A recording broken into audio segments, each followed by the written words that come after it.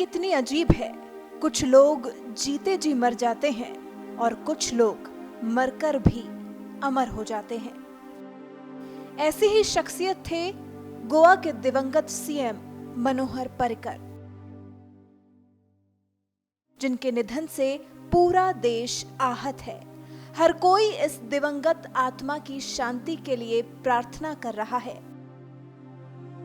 अपने आखिर समय तक आत्मविश्वास से लबरेज पर्रिकर के देहांत के बाद राजनीति, खेल, फिल्म जगत सन्न है और ट्विटर के जरिए अपने शोक को व्यक्त कर रहे हैं।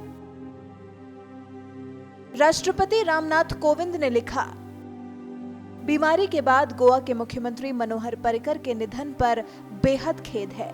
सार्वजनिक जीवन में सत्यनिष्ठा और समर्पण के प्रतीक पर्रिकर को गोवा और भारत के लोगों के लिए उनकी सेवा को भुलाया नहीं जाएगा।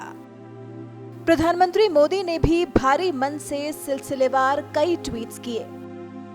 अपने पहले ट्वीट में मोदी लिखते हैं, श्री मनोहर पर्रिकर एक अद्वितीय नेता थे, एक सच्चे देशभक्त और असाधारण प्रशासक, जिनके प्रशंसकों की कमी नहीं थी। देश के प्रति उनकी त्रुटिहीन सेवा को कई पीढ़ियों तक याद किया जाएगा। उनके निधन से गहरा दुख हुआ। उनके परिवार और समर्थकों के प्रति संवेदना। अपने दूसरे ट्वीट में पीएम लिखते हैं कि आधुनिक सेवा के निर्माता पर्रिकर अपने मिलनसार व्यक्तित्व और सुलभ स्वभाव की बदौलत कई साल तक राज्य के पसंदीदा नेता बने रहे। उनकी नीतियों ने गोवा के विकास की उल्लेखनीय ऊंचाइयों को सुनिश्चित किया।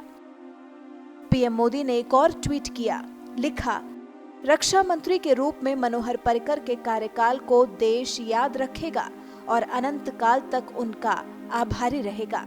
जब उन्होंने रक्षा मंत्री की भूमिका निभाई तो भारत ने कई ऐसे फैसलों की श्रृंखला देखी जिसने भारत की सुरक्षा क्षमताओं को बढ़ाया, स्वदेशी रक्षा उत्पादन को बढ़ाया और पूर्व सैनिकों के जीवन को बेहतर बनाया।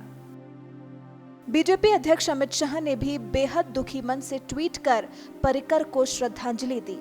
अमित शाह ने लिखा, पूरी बीजेपी पर्रिकर जी के परिवार के साथ मजबूती से खड़ी है। मैं लाखों बीजेपी कार्यकर्ताओं के साथ साथ गोवा के लोगों और उनके परिवार के प्रति अपनी गहरी संवेदना व्यक्त करता हूं। भगवान इस शोक को झेलने के लिए पूरे परिवार को शक्ति प्रदान करे। ओम शांति शांति शांति। वहीं कांग्रेस अध्यक्ष राहुल गांधी ने भी पर्रिकर के निधन पर संवेदना व्यक्त की है। मुझे गोवा के सीएम मनोहर पर्रिकर जी के निधन से गहरा दुख हुआ, जो एक दुर्बल बीमारी से 1 साल से भी ज्यादा समय तक जूझते रहे। सभी पार्टी लाइनों में सम्मानित पर्रिकर गोवा के पसंदीदा बेटों में से एक थे। इस दुख की घड़ी में उनके परिवार के प्रति मेरी संवेदना। रक्षा मंत्री निर्मला सीतारमण ने भी ट्वीट कर अपना दुख जताया और लिखा, एक ईमानदार, संवेदनशील, सरल और जमीन से जुड़े राजनेता श्री मनोहर पर्रिकर नहीं रहे। मैंने श्री पर्रिकर से बहुत कुछ सीखा है। रक्षा मंत्री के रूप में सशस्त्र बलों को आधुनिक बनाने में उनका योगदान अद्वितीय है। केंद्रीय मंत्री नितिन गडकरी ने भी पर्रिकर के निधन पर ट्वीट कर गहरा दुख जताया। गडकरी ने लिखा, मनोहर पर्रिकर जी के निधन से बीजेपी को भारी नुकसान का सामना करना पड़ रहा है। पार्टी का सदस्य होने के अलावा वो वास्तविक जिंदगी में मेरे बहुत करीबी मित्र थे। वो आज मेरे साथ नहीं है, जिससे मैं व्यक्तिगत रूप से बहुत पीड़ित हूँ। वित्त मंत्री अरुण जेटली ने भी अपनी गहरी संवेदना व्यक्त करते हुए लिखा, बीजेपी के वरिष्ठ नेता श्री मनोहर पर्रिकर जी के निधन के बारे में जानकर दुख हुआ।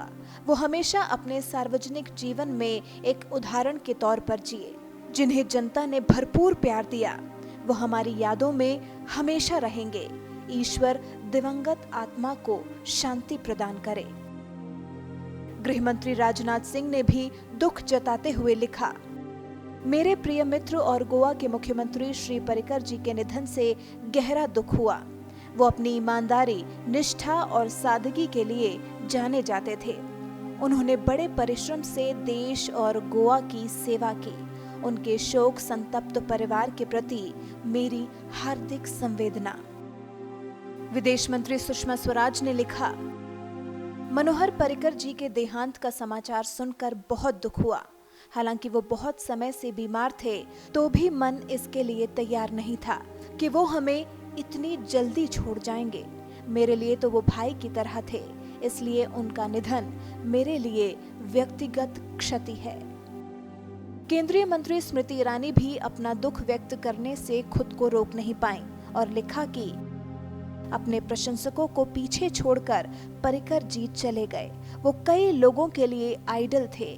उनके प्रियजन, सहयोगियों और समर्थकों के प्रति मेरी संवेदना। ओम शांति।